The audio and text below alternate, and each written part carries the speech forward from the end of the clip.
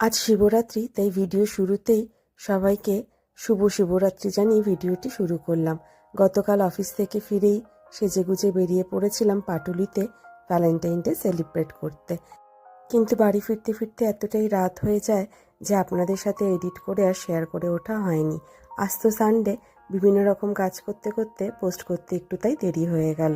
পাটুলিতে গিয়ে কালকে যে ফার্স্ট সারপ্রাইজটি পাই সেটি হচ্ছে একটি সুন্দর রেড রোজের ফুলের বুকে, যেটা আমার খুব পছন্দের।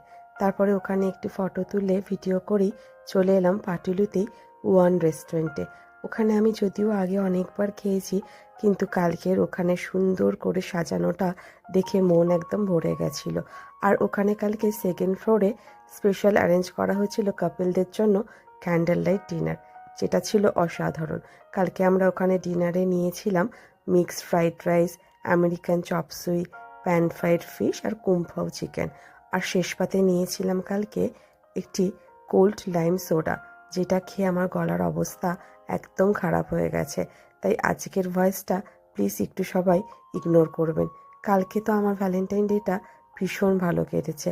আপনাদের কেমন কাটলো অতি অবশ্যই কিন্তু আমাকে কমেন্টস করে জানাবেন।